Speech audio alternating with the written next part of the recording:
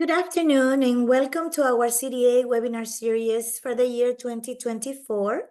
Presenting today the CDA Exam Experience An Inside Look.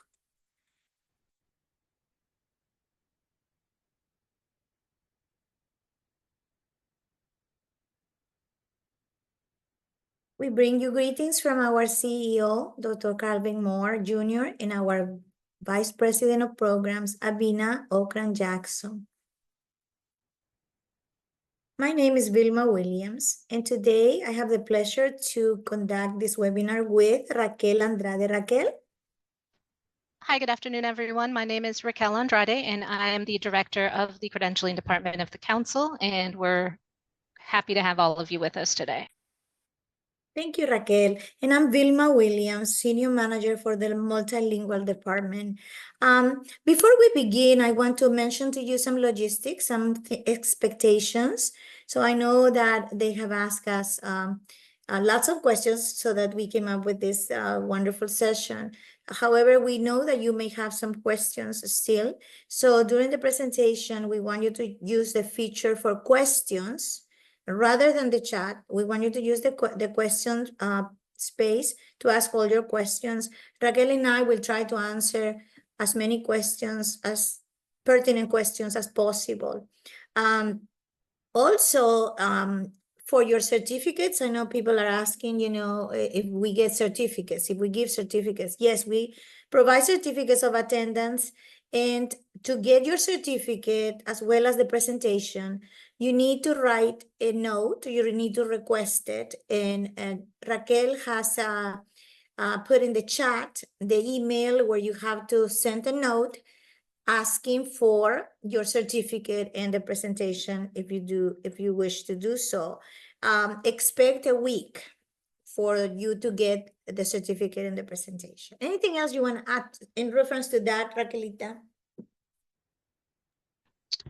Sure. The only other thing I would add is that the recording will also be available to the general public in our CAN platform. You do have to become a member of CAN to have access to the Media Center, but it is a free membership, and Vilma will give more information about that later. But all of our webinar recordings are posted in CAN, and they are completely free, on-demand access. But again, you do have to become a member of CAN to have access to that Media Center. Okay, and I think that also maybe we can put in the chat the email or the link to be able to become a member of CAN, which is a wonderful platform for you. It's free, for you to enjoy. But anyway, thank you so much, Raquel. So we're gonna start our session now.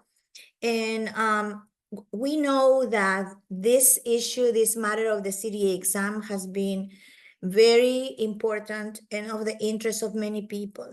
So what is the CDA exam all about? We're going to tell you that. Where do I begin to take this exam? How am I feeling about taking the exam? I know many of you probably have these answers, Maybe I'm unsure of the kind of questions they're going to ask me. Maybe I'm anxious. I have never taken an exam in a computer. I'm very nervous. I'm stressed out. For some of you, maybe taking an exam, you haven't taken an exam in years, and maybe not even in a computer. I don't know what to expect. And for some of you, maybe I'm terrified to take this exam. So we try to give you today as many answers as possible. The first thing you need to do is you need to locate your test center, the Pearson VUE test center near you. And then you decide which one do you want to attend, to which of these centers you want to go to take your CDA exam in a computer. Once you locate a center near you, we're going to talk to you about some expectations. This picture is one of the many test centers, Pearson VUE test centers, that this is how it looks. They look different everywhere, but the steps that you're going to go through are going to be the same. So how do you schedule your CDA exam? There are two ways to schedule your CDA exam. You schedule your CDA exam online. First, you need to create an account, Pearson VUE, in the Pearson VUE website. You create your account. And then to create your account, you're gonna need your candidate ID number from your ready to schedule notice that you receive from the council. So needless to say, you cannot program your exam if you have not received your ready to schedule notice, right? So you schedule it online that way, or you can schedule by phone by calling 1-866-507-5627. You may schedule the exam anytime between, say, 7 a.m. and 7 p.m. Central Time, Monday through Friday. Please do not call the council to schedule your CDA exam because we don't schedule CDA exams. You have to call that number at Pearson VUE. On the day of your exam or your test day, we recommend that you're well rested and that you have something to eat or something to munch on. For some of you, sometimes something to eat is not good. Some people said, I don't want to eat anything until my exam is done. Fine, but it's just a recommendation. Give yourself enough time to get to the place. Don't rush. You must be there at least 15 minutes early. You have to arrive there. So with that said, I think that a good idea is that you visit, at least you know how to get there, how to take the bus, who's going to take you, how long does it take. Practice that. Go there and see how it looks from the outside, before the day of the exam. On the day of your exam, you have to bring your proper ID with you. When I mention proper ID, is a valid photo of your ID, your government ID with your signature. And your name has to be the same name that you wrote on your application and, when you apply online or on paper. Okay, so now we're going to move to the Pearson VUE testing experience site.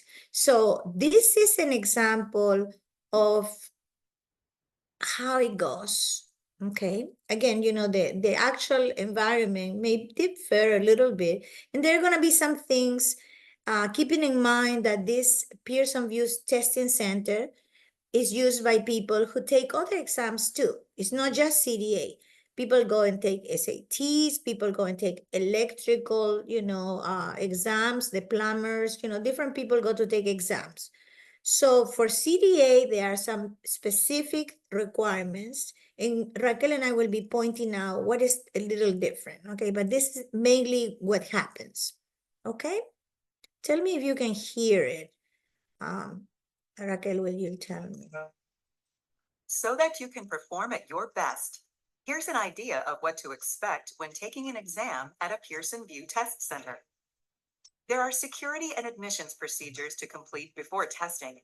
Your confirmation email will inform you how early to arrive for your appointment. Can you hear The this? test administrator will confirm your... I'm going to ask you if you can hear it. If you can hear it, can you raise your hand so that Raquel tell us if you can? We can hear it. Okay, Yes, great. we have Okay, thank you so much. Okay, wonderful. Thank you, Sandra. I think it was Sandra. Okay, thank you. Moving along. appointment and exam. You will be asked to read and agree to the testing rules. Then we will check your identification. Many programs require 2 forms of ID. For example, a passport, driver's license, or credit card. Requirements vary, so be sure to check with your program for specific ID requirements. We require only one ID. Next, the test administrator will ask you to sign your name on a digital signature pad and compare it to the signature on your ID. Depending on the exam you are taking, you may be asked to scan your palm. The scanner uses a near-infrared light source similar to a TV remote to scan the veins in your palm. The information is converted to a digital template and used to prevent anyone from testing under your identity. The process is simple, accurate, and eliminates many of the privacy concerns associated with other biometrics. Next, we'll take your photo. All personal data, including your photo, are securely transmitted and stored with your test results. The next step is to store all your belongings in a locker or other secure area. Items like a watch, wallet, purse, phone, other smart devices, or any other personal effects are not allowed in the testing room. The proctor will check for personal items each time you enter the testing room. You will be asked to pull back your hair to show there are no electronic devices present, lift your tie or hood to show that nothing is concealed, and roll up your sleeves. We'll request that you turn out your pockets, run your hands around your waistline and down your legs. Lastly, you will remove your glasses and place them on a desk for visual inspection. Once you've completed the admissions process, you'll be given an erasable noteboard and escorted to your workstation in the testing room. When your exam launches, you will be monitored by the proctor and audio or video recorded. When you reach a scheduled break, if one is included in your exam, or if you need to take an unscheduled break, simply raise your hand and the proctor will assist you. If you take a break to go to the bathroom, it's allowed, but the clock is still running. You will need to show your ID or repeat the palm vein scan each time you leave and return to the testing room. When your exam is complete, raise your hand and the proctor will escort you out of the testing room. Depending on which exam you take, you may receive your score report when you exit. Once you retrieve your personal items from the secured area, your testing experience is complete.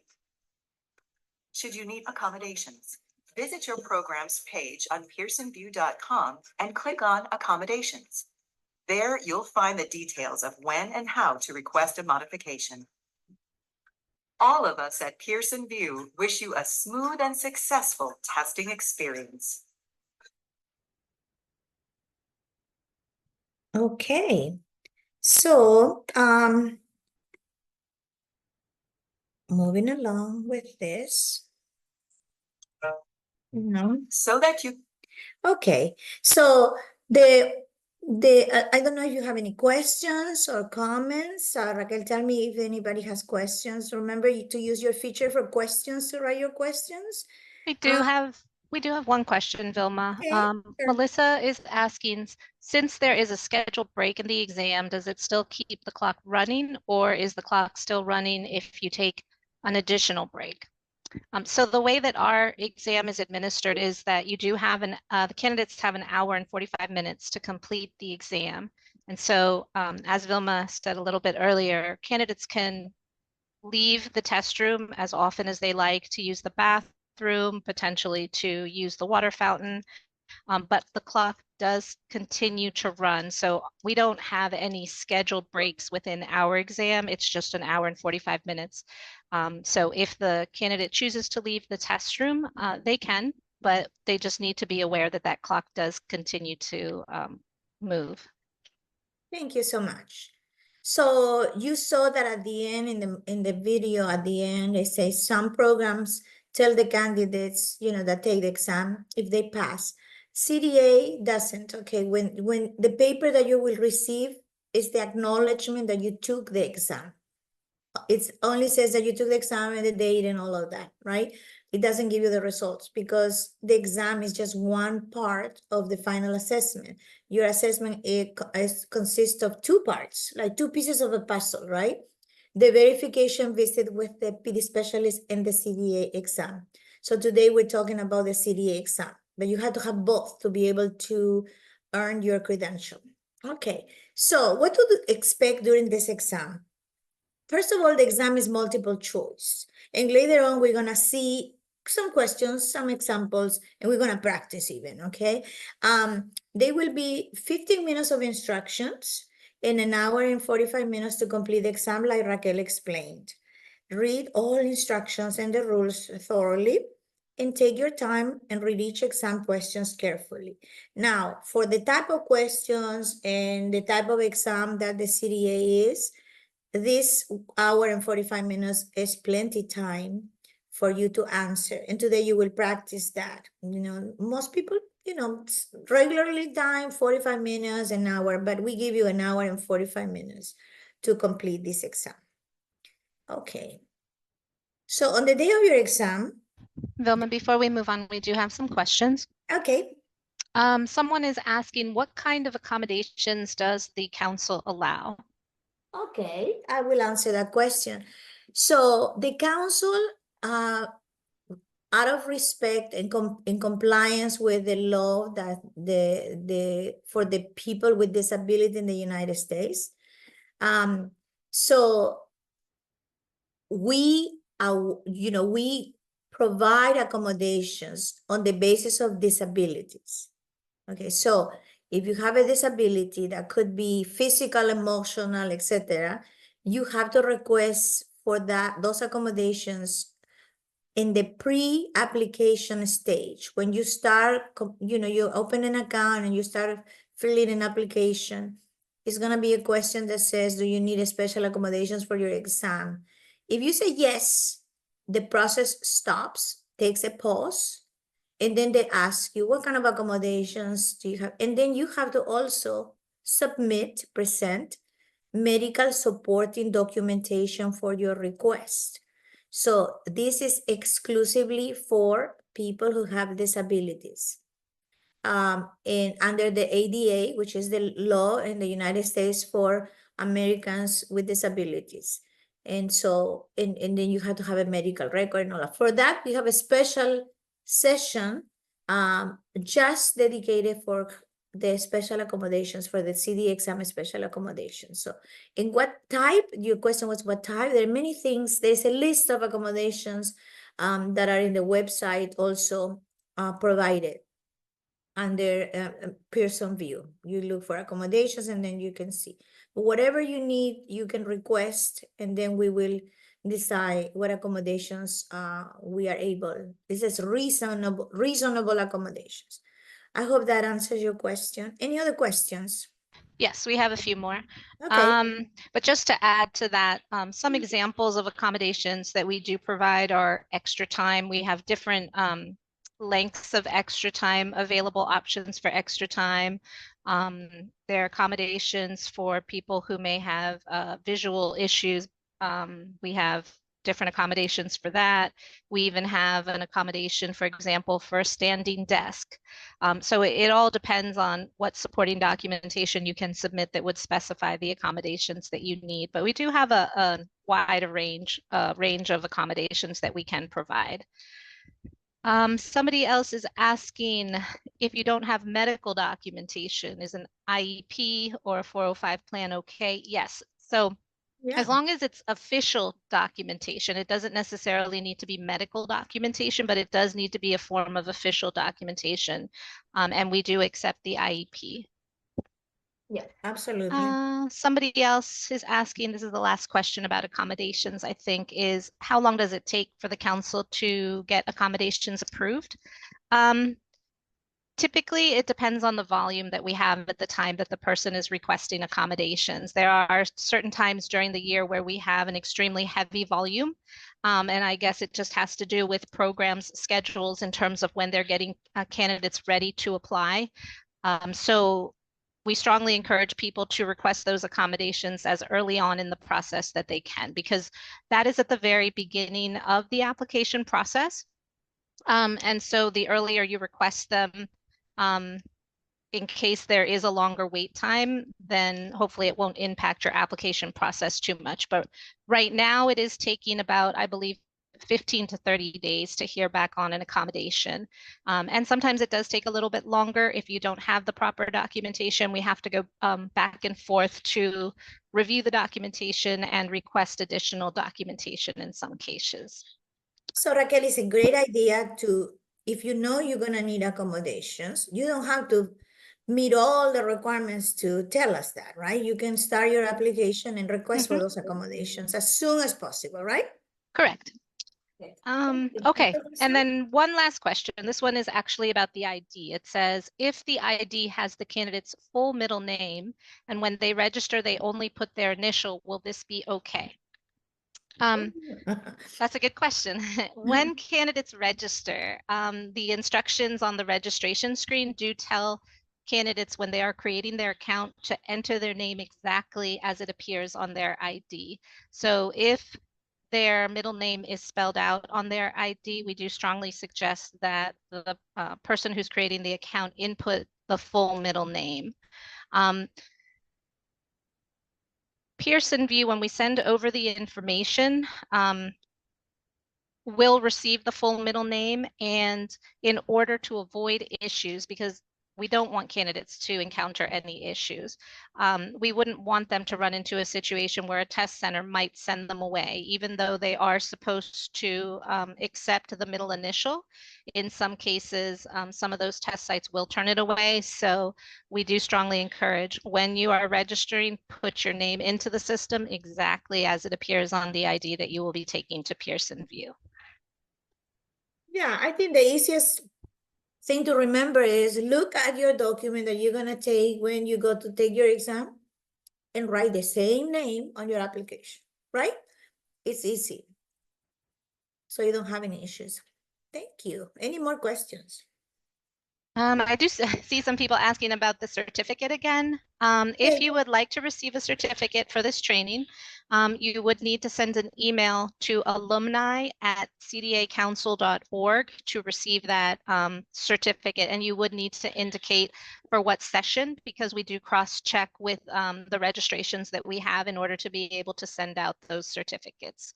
I will send it again in the chat so that you all can have that email address.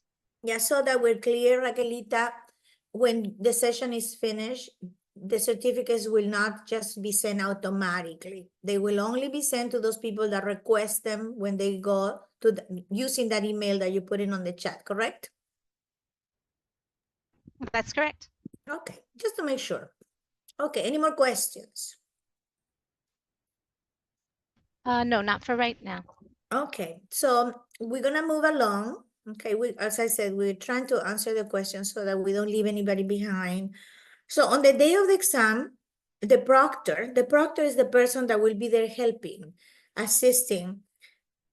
And this proctor will assist you set up and prepare for your exam. During the exam, you will need to use a computer mouse to point and click at the various buttons on the screen.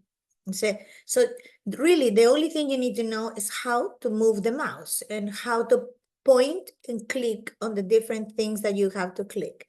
And Raquel is going to take us to all the features that you're going to see on the screen in that computer so that you know how to answer. Raquel. Okay, thanks, Vilma. You're welcome. So when the candidate sits down to take the exam, the first screen that they are going to encounter is what's called the non-disclosure statement.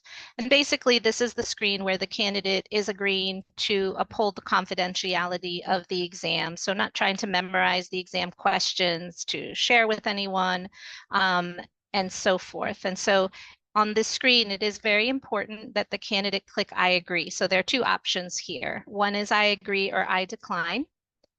And the candidate does need to agree to the non-disclosure statement. So they would use their mouse to click on the circle next to I agree. And then they would click the next button at the bottom right hand of the screen. In the case where a candidate does click I decline, the system will immediately shut down the exam and the candidate will be asked to leave the test site. And in order to receive a new authorization to complete the exam, the candidate will need to pay an additional $65 to receive a new exam authorization. And that can be done the next day because our system does update the next day. If they log into their Your Council account, they will be able to pay those $65 with a credit card and immediately receive a new exam authorization. Okay, so once the candidates get past that first non-disclosure screen, they're going to be presented with a practice screen. And this screen is for the candidate to become familiar with the format of the exam. You can see here that the exam questions are multiple choice. There's a question and then 4 potential answers. And this is the way all of the exam questions will be presented on the exam. So the first thing the candidate wants to do is look at the very top left of the screen to make sure that the correct exam is displayed and that their name is displayed at the top of the exam screen.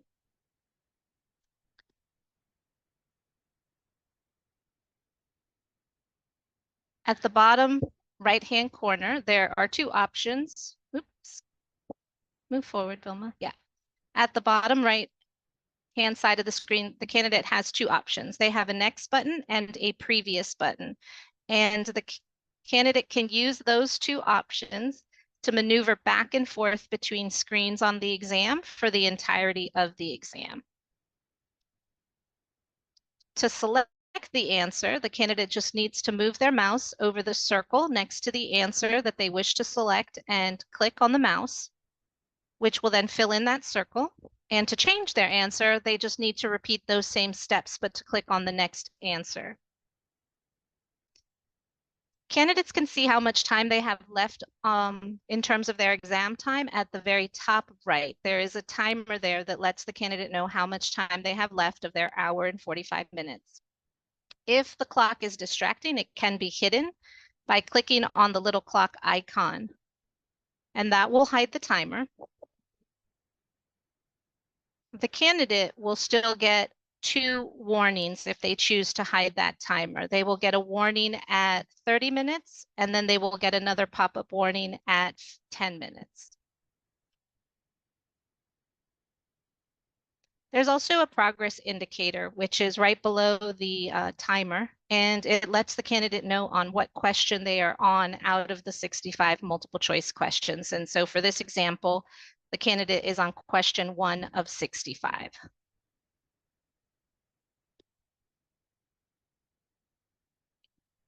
Candidates also have the option of flagging any questions that they want to make sure to come back to review. And all they need to do is click on the little flag icon, which will flag that question. So they can choose to answer it, but maybe they want to come back to review it, they can flag it. Or if they're not sure of the answer and want to flag it to make sure that they come back to review it at a later time, they can flag that question as well. And if time permits, at the very end of the exam, there is a review screen and they will be able to come back and review the flagged questions. We do strongly recommend that all candidates try to answer every single question. And the reason is because if it is left blank, it is automatically counted as wrong. And in a little bit, we're going to go over exam questions and how to eliminate potential answers if you're not sure of the answer. So once the candidate gets through the 65 multiple choice questions, they're going to encounter the review screen. And this review screen gives the candidate a summary of all the exam questions. And it does allow candidates to see which questions they've answered, which questions they have left unanswered, and which questions they deliberately flagged to go back to review. The candidate has 3 options in terms of how they can go through and review their exam questions. So at the very bottom, they can click Review All if they'd like to go back and review all 65 questions. Or they can click on Review Only the Incomplete Questions, which will take them back to review those that were left unanswered. Or they have that final option of reviewing only the questions that they flagged. So depending on how much time someone has at the end, they do have those 3 options in terms of being able to go back to review exam questions. Once the candidate has completed their review, they do need to click the End Review button at the bottom left hand of the screen. Once they do click End Review, that means that all answers on the exam are final, so they will not be able to go back and review any additional questions. And then there is one last step. Once they click End Review, they are going to get this screen that basically thanks them for completing the exam. And in order to finalize and submit their exam, they need to click End Exam at the bottom left-hand side of the screen.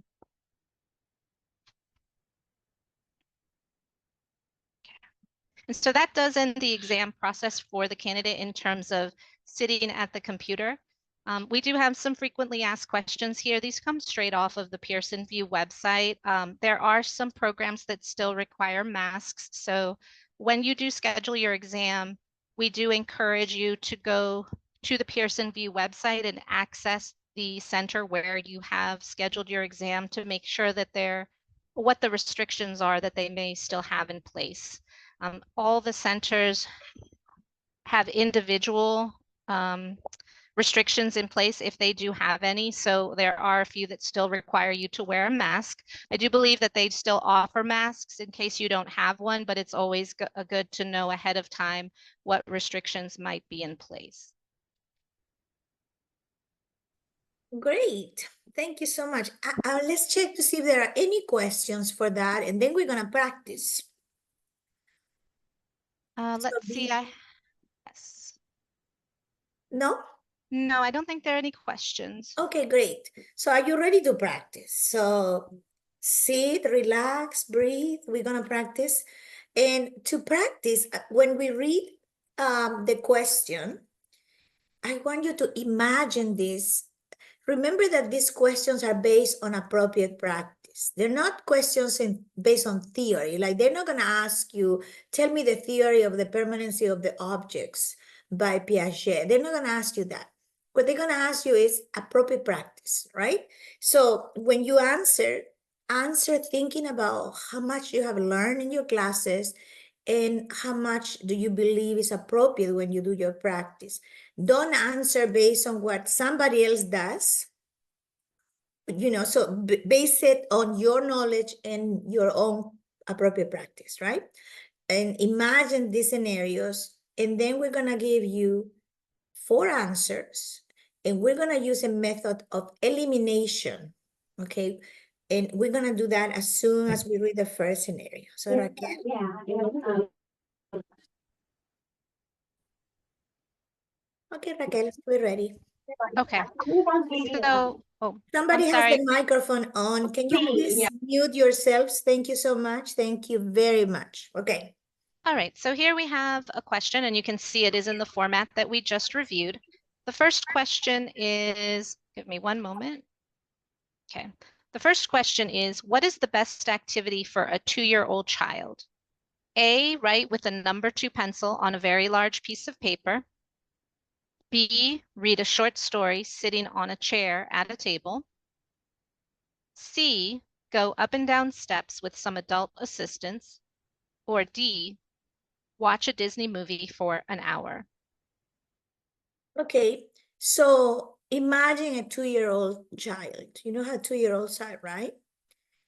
I want you to tell us, or to tell yourself, and write it on the do you want them to use the chat, Raquelita?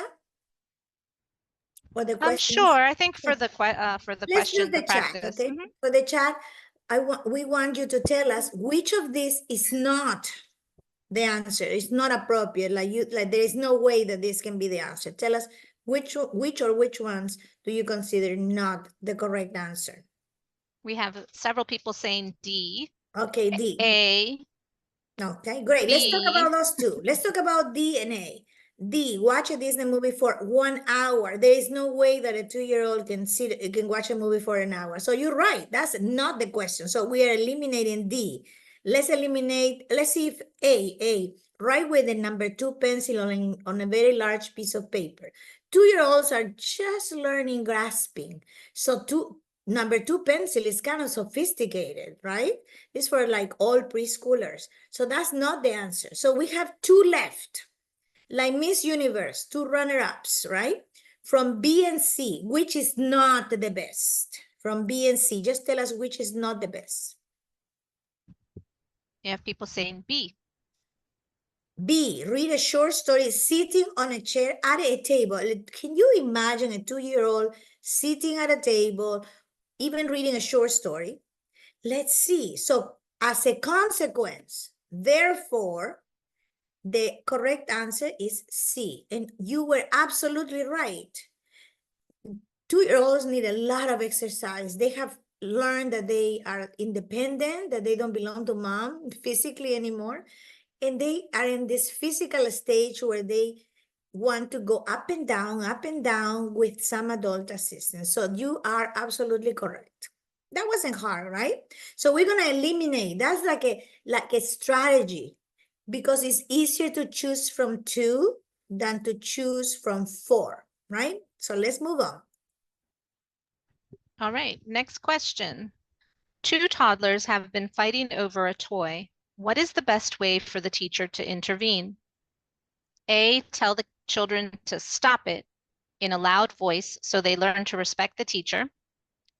B, take the toy away and place it in a high shelf until they learn to share. C, put both children in timeout so they understand they must play better.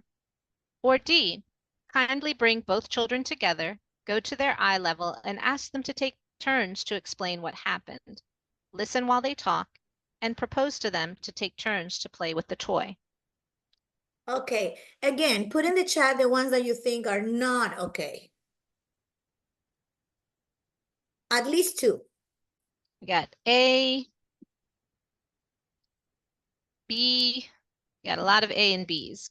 Okay, stop right there. So let's go through this. A, tell the children to stop it in a loud voice. You already know that we in early childhood education, we don't need to use loud voices, which is 2-year-olds. I mean, how old are they? 2 toddlers, right? So they learn to respect the children. Don't learn to respect teachers that way. So that's out. That's you are right. It's not good. B, take the toy away and place it in a high shelf until they learn to share. Right there, if you have taken your 120 hours, you know that this answer is terrible. It's no good because sharing does not begin, according to the experts, kind of by 7 years old. So sharing doesn't have a place in early childhood education. What has a place is something different that we will find out in a second, right? Or you will already know. So those two are out. You're right. So that leaves us with C and D. Which of these is not correct?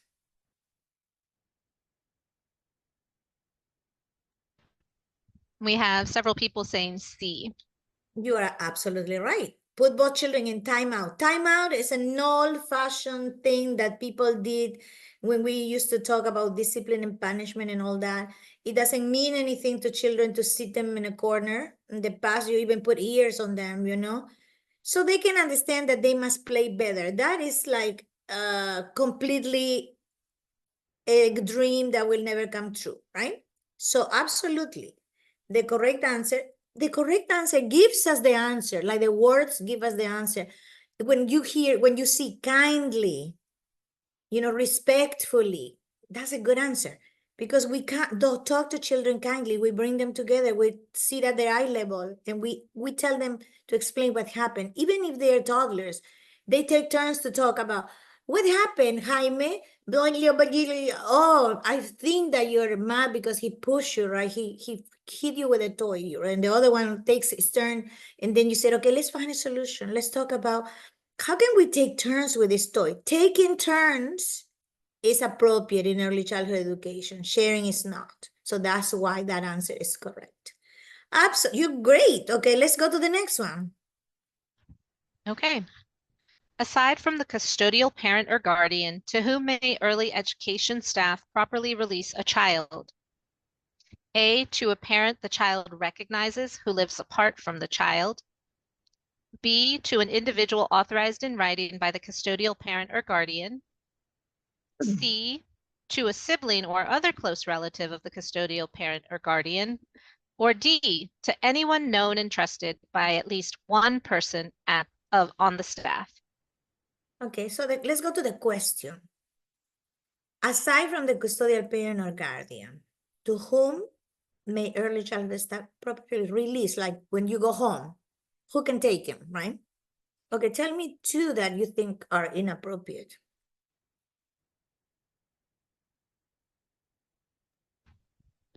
We have A and D. A bunch of people are saying A and D. Okay, A, to a parent the child recognizes who lives apart from the child. Right there, you cannot do that because the child doesn't live with this person, right? Very good. To anyone known and trusted by at least one person. Hey, anybody knows this person that is picking up this child? And somebody says, yes, I know, it's my neighbor. Then you give the child? No way, inappropriate. So now we have Miss Universe, 2 runner-ups, B and C. From B and C, which one is not the best? We have people saying C. Absolutely. To a sibling or other close relative or the custodial parent or guardian, anybody that shows up? No. Therefore, the correct answer is to an individual authorized in writing by the custodial parent or guardian, the one that has the custody. Excellent, excellent. You're doing great. Next. What is the main consideration in setting an infant's sleeping schedule? A, the infant's personal rhythm of sleeping and waking. B, the quietest time of day in the setting. C, the infant's temperament, whether calm or active. Or D, the sleeping schedule of other children in the group. Go back to the question. Imagine the question. What is the main consideration when a teacher is setting up the infant's sleeping schedule? What do you have to consider? Tell me the ones that are not okay. The two that you consider these are not appropriate.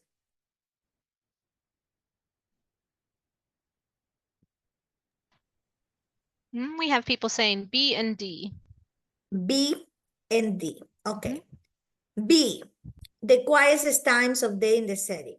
The baby doesn't go by the quietest time. They're learning day and night, right? But what is the quietest time of in the setting? So that's the time that you have to consider the baby's sleeping schedule. Absolutely, that's inappropriate. And then D, right?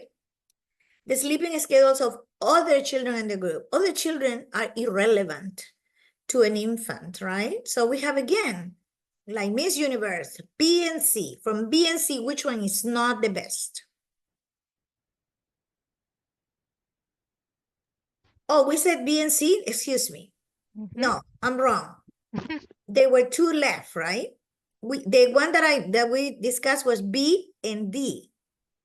The quiet time of the day and in the sleeping schedules, right?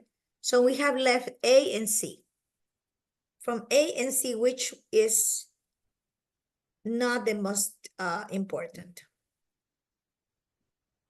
We have people saying C. C, the infant's temperament, whether calm or active. That really makes no sense, right? What does that have to do? If you're calm and active, does that have anything to do with at what time you go to bed? No. So you are absolutely correct. The personal rhythms of sleeping and waking of an infant is to be considered. That's why infants don't have, all of them don't have the same schedule. It's impossible to expect that they take nap time at the same time. It's an infant. They're just learning, right? So they have their very own rhythms, the very own sleeping patterns. Next. What tip is best to follow when modeling conversation skills to young children? A, focus on the child and correct his or her answers. B, if child does not want to talk, leave him or her alone. C, when it is your turn to speak, add some information related to the conversation. Or D, if a child asks a question, briefly answer and move on, leave. Okay, so you're talking with children. You need to model conversation for them. So what are the best skills, how do you do this best? Tell me the ones that are not okay.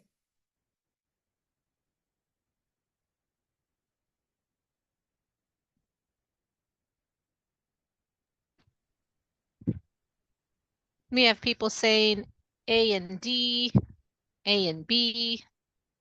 Okay, let's look at them. Let's look at two. Let's look at A and D. Okay. A, focus on the child and correct his or her answers. That is so inappropriate. If you are trying to model how conversations should take place, you cannot correct them all the time. It's like if you go on a date and then your conversation, during dinner, and they tell you, oh, that's not how you say it. No, you don't say it this way. Look at my lips. That's how you say you leave, right? But children cannot leave. So that's correct. That's not a good answer. D, if a child asks a question, briefly answer and move on, leave. That's very disrespectful and rude. Children need to be treated with lots of respect. So you're correct. That is not a good answer. So now we have B and C, which is not okay.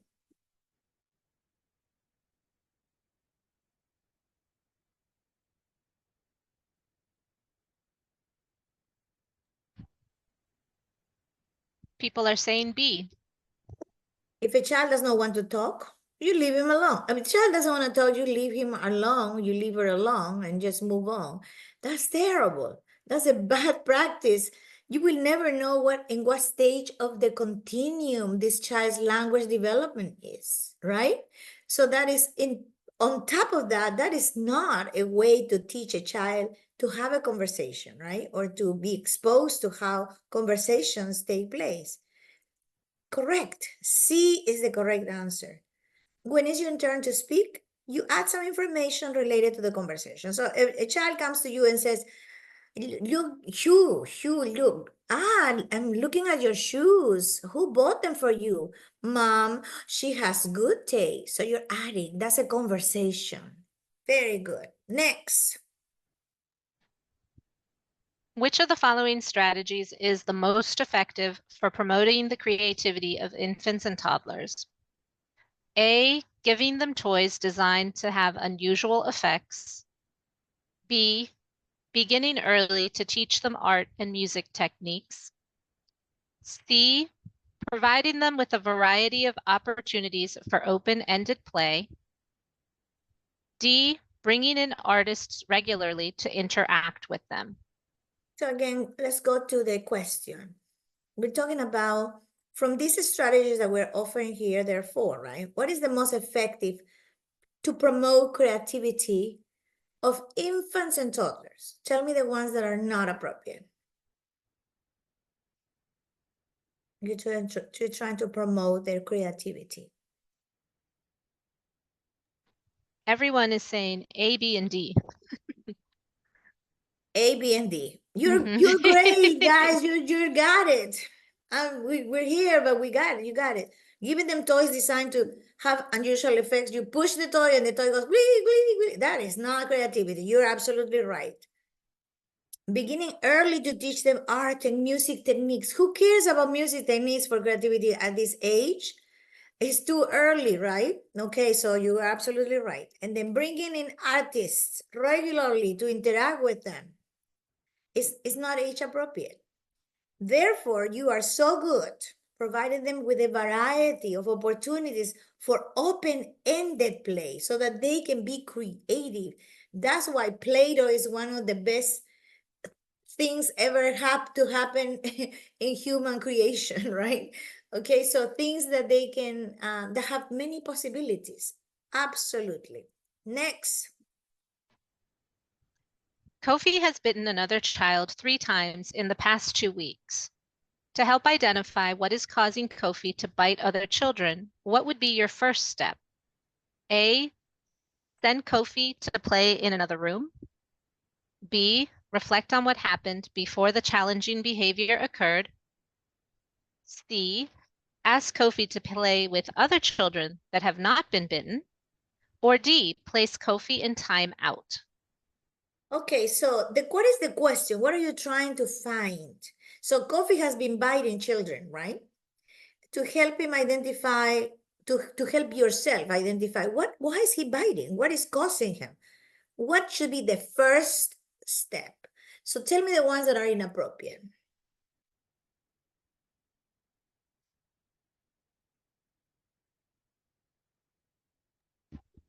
Everyone is saying A, C, and D.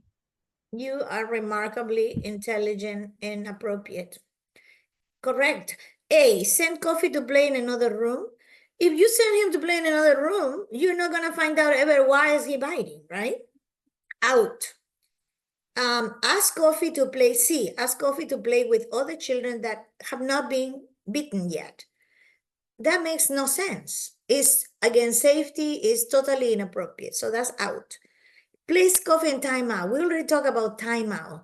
An aging practice that it doesn't belong in the field of early childhood education. Children learn 0 about sitting, only pleases the adult, but the behavior, the child does not understand a thing.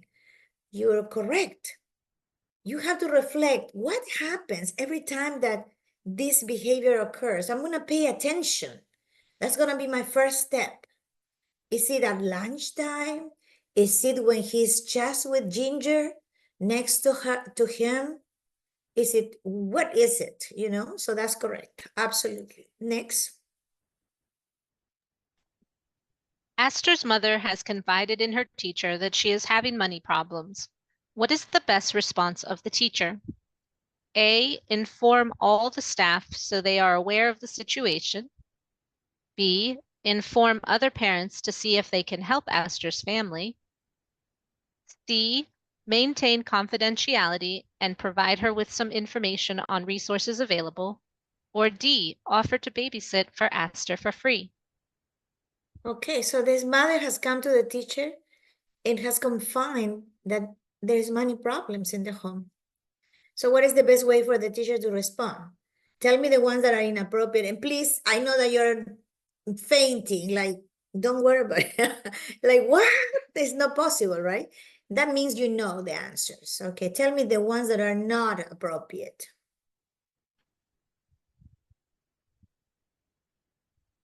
We have people saying A, B, and D.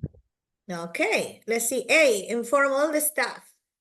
Attention staff, you know, Aster's mother doesn't have any money. That's totally out.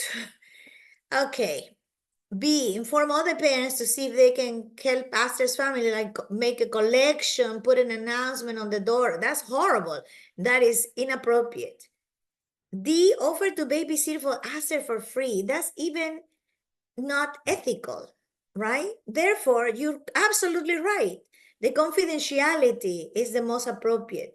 In offering her resources like food stamps, information about where to go for help, anything like that is very appropriate. You're good. What can I say? It's wonderful. Okay, next. If you observe another teacher doing something inappropriate against early childhood best practices, what should you do?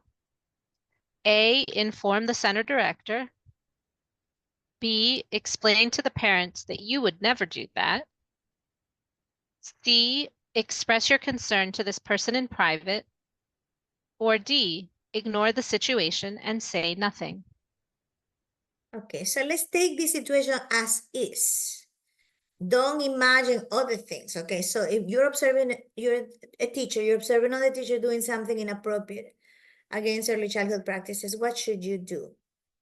Okay, so think carefully and tell me, this is in essentials. I will tell you even the page.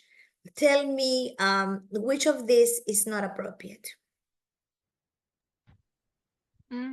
We have some people saying A, B, and D, others saying B, C, and D. Okay, let's go to A. Run to the center director. No. According to essentials and experts in the field of early childhood education, that may not be your first, you know, what should you do first? And then we're gonna talk about that. B, explain to the parents, oh, I never do that, you know, that is unethical, terrible.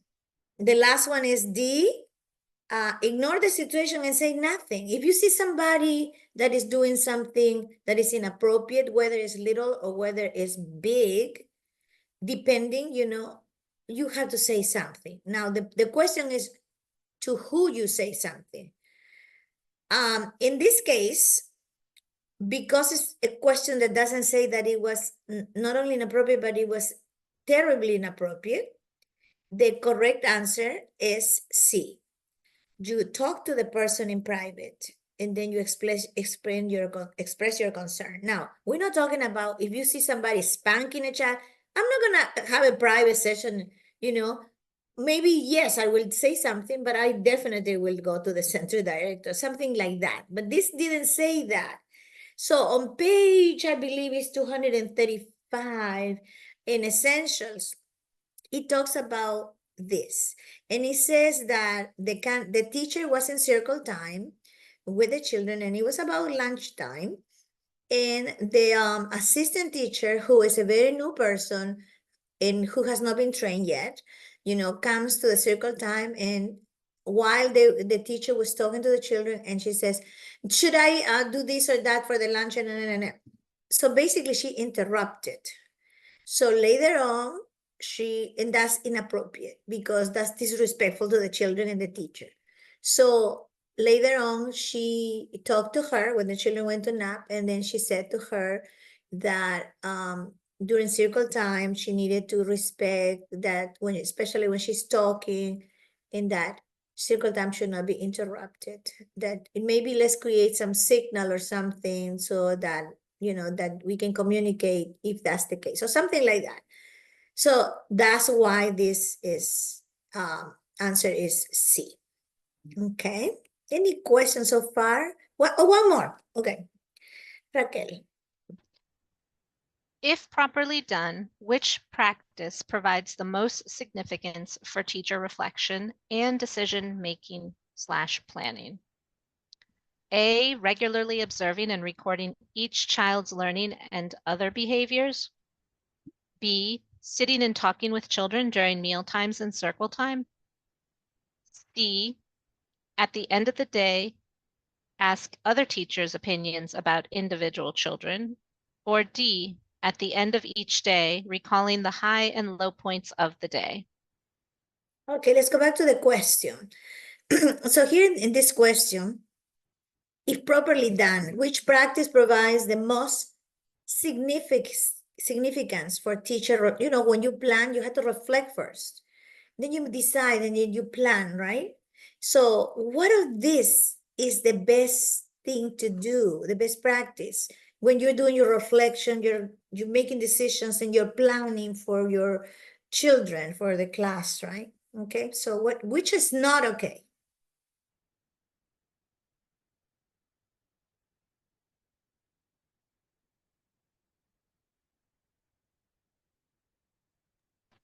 We have a few people saying B, C, and D. Some saying A, B, C. Okay, let's go to B, C, and D. So again, experts said that in order for you to have a great early childhood practicum, to be able to meet the needs of the children, you have to know them. And to know them, you have to observe them. You have to record what you observe, the things that are significant, so that you can consider that into your reflection, because you're going to reflect on all your observational notes and all that, so that you can plan, right? So B, sitting and talking with children during meal times and circle time is okay, but it's not the best practice on the basis of how significant this is for your reflection and your planning, okay? So you're correct. C, at the end of the day, asking other teachers' opinions about individual children, like the next door teacher or some of the teachers, what is your opinion about Coffee, for example, the one that was biting, Oh, he's a boy that is spoiled. Oh, I think, he needs to go in time out. That makes no sense. So asking other teachers is out. At the end of the day, recalling the high and low points of the day. But by the end of the day, you may have missed the little tiny details that will give you lots of information. So the basis for the good planning, for good reflection, is to observe and record the children's learning and the children's behaviors. Okay, I hope that is clear. And that's for that. I hope, did you like it? Did you feel confident about this exam? That's how the exams are, so give us your hand up if you feel that this helped.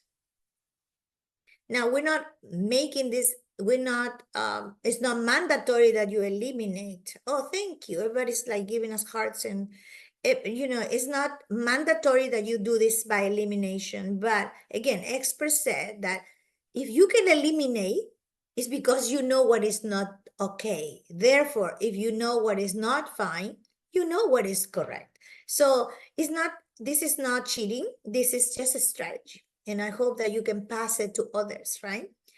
And once you complete the exam, again, you saw the lady getting a paper, you will give a printout that confirms that you have completed the exam and that your results are going to be sent electronically to the council, right? And then at the council, they get together with the verification visit results, and that is how the council awards the credential or makes the final decision to award or not the credential. Raquel, do we have any more questions, or do you want to add anything? We do have some questions. I'm trying to find it in the chat because I think they asked it in the chat while we were going through the questions. It was about yes, here it is. Is a private room an accommodation for the CDA exam? For example, if a tester vocalizes during exams. So yes, that is one of the options that we have available. It's actually combined into one accommodation. It would be a separate room and read aloud for someone who vocalizes during the exam. That, as long as you have that supporting documentation, they can request that, upload it to the request, and we will review it. And if the documentation is sufficient, we will approve that accommodation. And Raquelita, since you mentioned read aloud, I want to take advantage to clarify that in the accommodations, there are two types of, there's one that is read aloud, which is exactly what Raquel mentioned. You get a private room where you read aloud yourself the exam. There is another accommodation that says reader. That is when you need someone to read the exam to you. Okay, so I just wanted to clarify that those two are a little different. Thank you. Yep. That's actually a great clarification to make, because we have a lot of people who will select read aloud when they actually mean they need someone to read the questions. That can delay the process because we have to send it back to confirm, do you really mean read aloud, or do you mean you want someone to read it to you? And 9 out of 10 times they will always come back and say, oh, I mean I need someone to read to me. So read aloud is someone who has to vocalize for themselves the questions and answers. Reader is someone who will read the questions and answers to you. We also had some questions about how long does it take to get the results of the exam. So you will not get the results of the exam. You will not get your exam score. What you will get is, as Vilma stated, a printout after you submit your exam and you're on your way out the door. You're going to get a printout that just confirms that you have completed the exam. And that piece of paper says that the results will be sent directly to the council. The council will receive those results overnight. So if you're tested today, tomorrow, we will have your exam results, and our system will send you an email just to confirm that we have received your exam results. But you do not receive the results of the individual parts. You have to complete the exam and the verification visits to get your final results, which are being awarded the credential. And in some cases, receiving an email saying that unfortunately we cannot award the credential. Somebody else was asking, what is the best way to study for the knowledge exam? For the knowledge exam, we hope that you complete your 120 hours of coursework based on the 8 CDA subject areas. People get that training from different sources. Some go to a specific CDA course for the 120. Some have different resources to give them those courses. But the idea is, and it's a requirement, that by the time you apply for CDA, you have completed those 120 hours based on the 8 CDA subject areas, which is like the basis of the knowledge that we want you to have. And how long? It depends. You know, some people have courses, they take the courses in a year, some in 6 months. Beware of people, they want to say, come to the Holiday Inn in a weekend and you learn the 120 hours, because that's doubtful, right? You have to learn, the ideal is you want to learn the theory, and then you need to know how to apply it into the practice. That's when you're ready for this exam. You know the whys of things. You can rationalize, like we were doing during the exam. You will be doing that in your mind, but quick. And sometimes you will know the answer immediately. You still have to read the answers to make sure, because sometimes 2 answers are good, but one is better. Remember the one that says, kindly talk to the children? That was the best one, right? So you have to find the best answer based on that knowledge and how you implemented that knowledge into your practice. Yep. And so unfortunately, right now, the council doesn't offer any practice exams, but what we do have is our essentials textbook.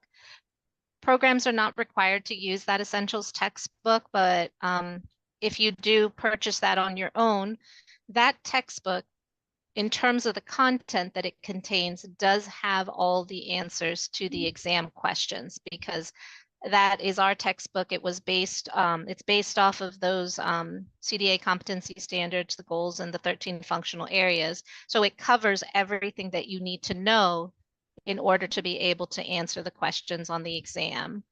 We also have the Essentials Workbook, which is the companion book to the Essentials. That also has a few exam sample questions in there, and even the Competency Standards book, which is the required purchase for all candidates. Those have a few examples of exam questions. Now, there is another question asking about the questions that we went over. Are they potential questions on the exam? They're not the questions that will be on their exam. Those are just examples of the types of questions to give you a better idea of the format of the exam, because we have a lot of people, like Vilma said at the beginning, that think that we test you straight out in terms of Piaget's theory. That's not the way that this test is formatted. It's more about situations that you already encounter every day in your work with children. And so we wanted to give you examples of what those questions look like to give you a better idea and potentially alleviate some of that anxiety about not knowing what the exam looks like or how it's formatted.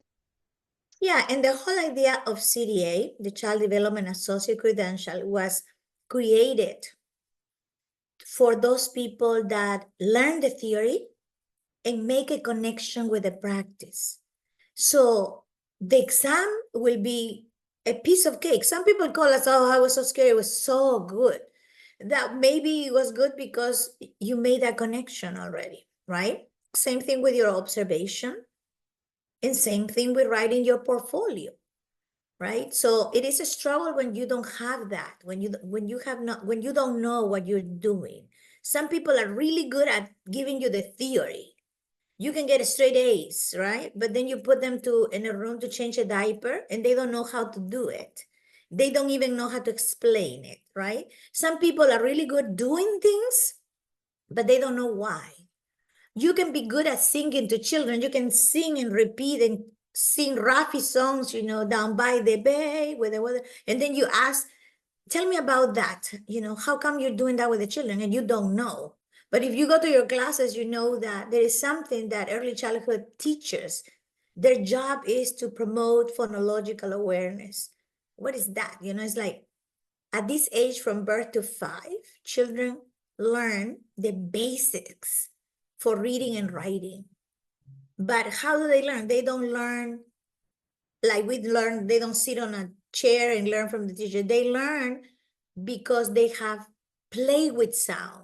The more you play with sound, the more you rhyme, the more you play with the sounds of our language, whichever language it is, the more prepared you're going to be to speak, to read, to write when you go to kindergarten. That's why our job is to provide lots of activities to children so they can play with sound. That's what, and they love it, So many theories go there. Piaget says children learn through play. So they play, they sing, and that's how they do it.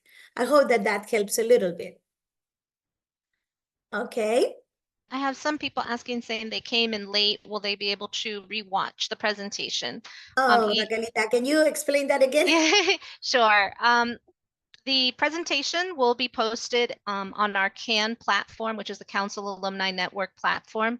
It will be available in the media section of our platform.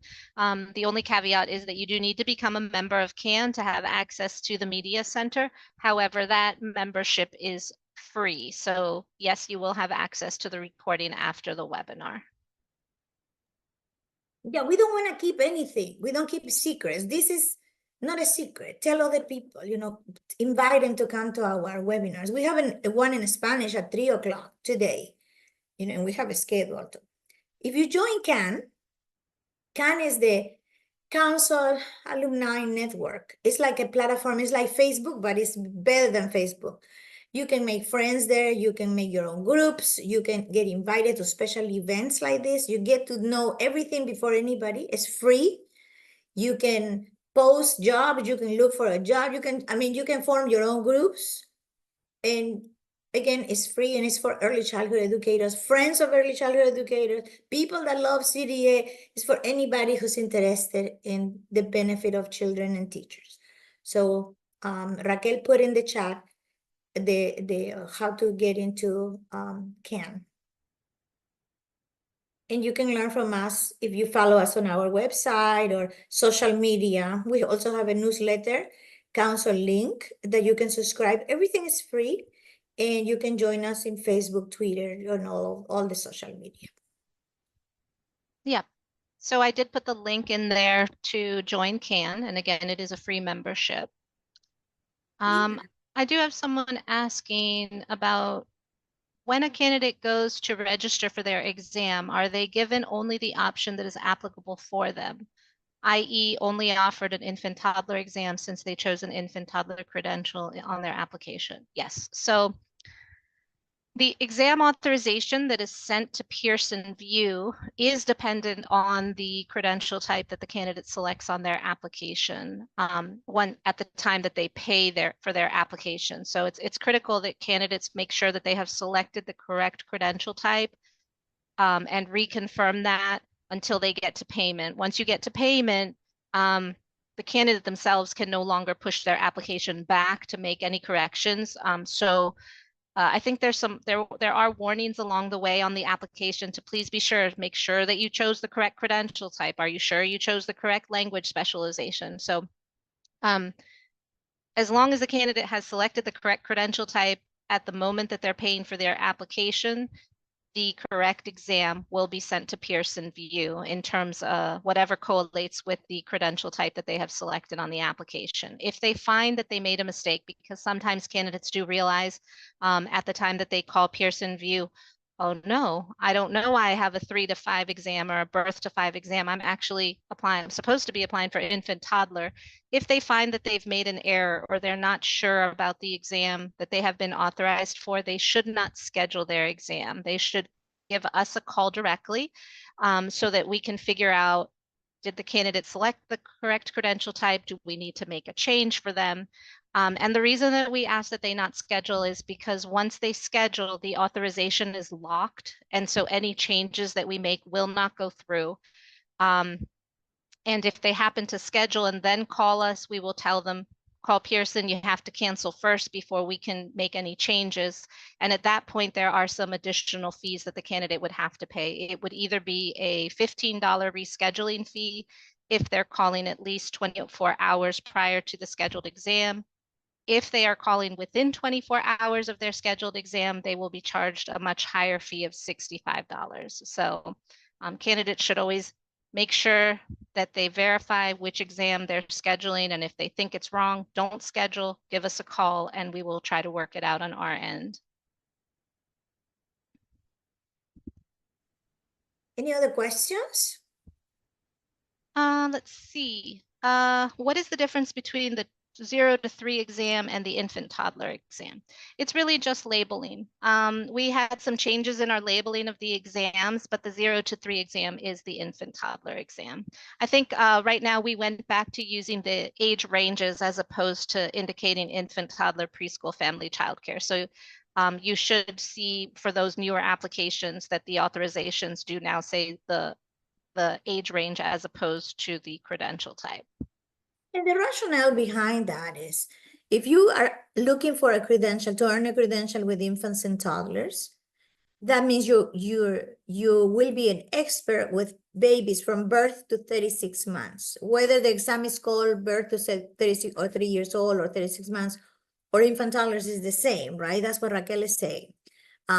Your exam will cover appropriate practice working with that age. You're gonna earn a credential that tells the whole world you're an expert with infants and toddlers, or birth to 36 months, or birth to 3 years old, right? So those questions in the exam are gonna be testing your ability and your knowledge to work with that age range, right? Now, if you are applying for preschool or 3 to 5, which is the same, again, it's the same thing, but this is in regards to preschoolers. But to be able to be an expert with preschoolers, you also need to have knowledge of the infant toddlers, at least, by the time you get them, how are they? Because you're gonna scaffold their development later on, right? So there are gonna be a few questions about that tap your knowledge and practice about infant toddlers, not the whole exam, but some. Enough so we know you have the foundation to work with these preschoolers when they come to you, they are preschool age, right? If you apply for family child care, you're supposed to be an expert in all from birth to 5. So there are different questions about that. I hope this helps. It just makes sense for that. I think the terminology changed a little bit, but it's the same. All right, It's we do not- have a few yeah. more. Oh, I'm No, sorry. go ahead. No, I no. was going to say we have a few more questions. Good. I'm glad we have like a few minutes left. So good. Yes.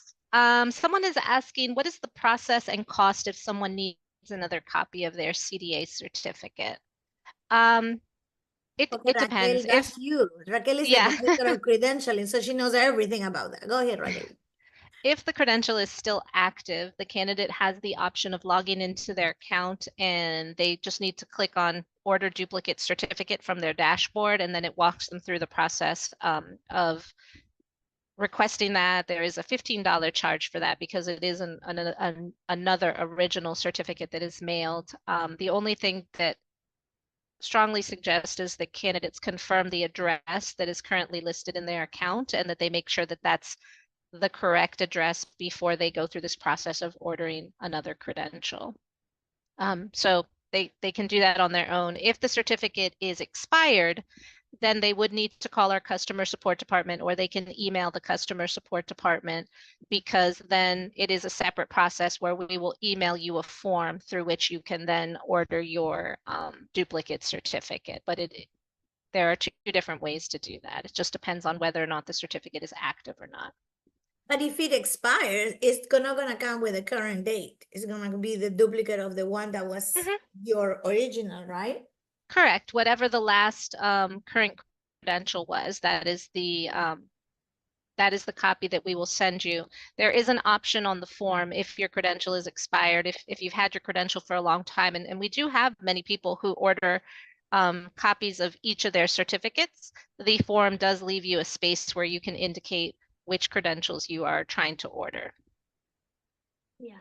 And on that note, since you're just talking about the exam, when you get your CDA, don't let it expire. You have worked so hard, and it's such a meaningful credential, Even if it opens the door for you to go to college, because when you have your CDA, you can get in some colleges and universities, they give you credits towards continuing your education.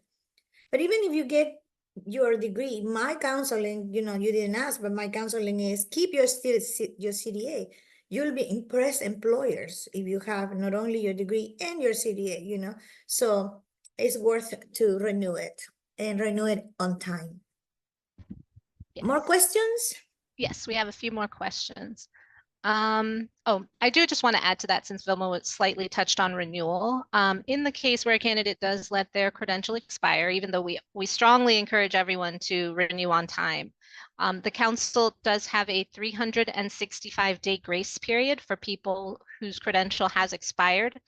It does not mean that the credential is active for an additional 365 days, but it is a window of opportunity for candidates to go through the renewal process instead of losing their credential immediately and having to apply all over again as an initial candidate.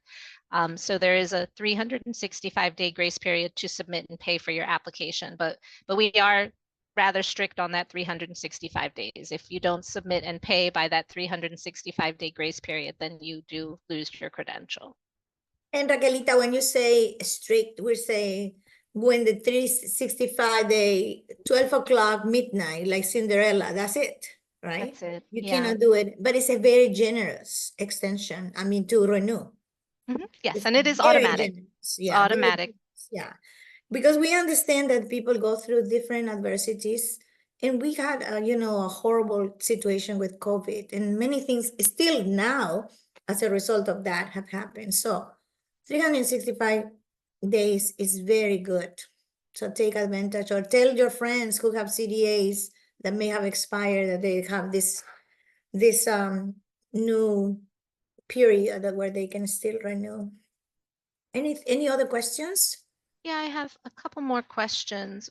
Someone is asking, what percentage on average do candidates not pass the exam?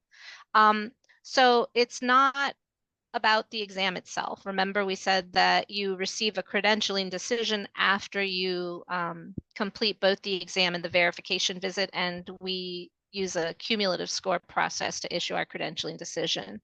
But in terms of our denial rate, in terms of people who do not receive the credential, our denial rate is fairly low. It is about 7%. So the vast majority of people who apply for the credential are awarded their credential. Great.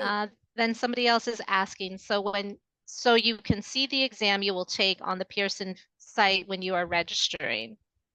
If you choose to schedule online as opposed to calling and speaking with customer support, when you create your exam on your account on the Pearson VUE website and you log into your account, you will see the exam that you are authorized for when you log into your account. If you choose to call Pearson VUE, it's a good idea just to ask them if the customer support agent does not verify for you which exam you are authorized for. You can always ask them, which exam am I authorized for? And they will give you that information. Mhm. Let's see. We have some, let's see. How long is your certificate valid for, and what happens if you don't pass the first time? Do you have a second chance to take the exam? So if you're awarded the credential, your certificate is valid for 3 years. So you do have to renew every 3 years. And you are actually able to renew up to 6 months early. So if you're someone who is very proactive, you can, as long as you meet all of the renewal eligibility requirements, the system will allow you to create and submit your renewal application up to 6 months early. And then you are asking about If you don't pass, if you don't yeah, get the credential. yeah, yes. So again, remember that the credentialing decision is based on both the exam and the visit. And so in the case where you're denied your credential, you will receive a letter that just states we're not able to award the credential. It doesn't tell you you failed the exam or you failed the visit. We do have an appeals process. So in the event that you receive a letter indicating that we are unable to award the credential, you have 30 days in which time you can submit an appeal if you feel that there were procedural violations that may have occurred during the exam or during the verification visit process. So if you feel you have a basis, you have 30 days to submit that to us. And if we find that there was a violation, either during the time that you were taking your exam or potentially during the verification visit, we would allow you to potentially redo that part where we did find the violation. But if not, then the other option is that you would simply apply again, submit a new application and a new fee and go through the entire process again. And in terms of that, there's no limit. If you apply and you're denied, you can apply again. You can apply as many times as you like until you are awarded your credential.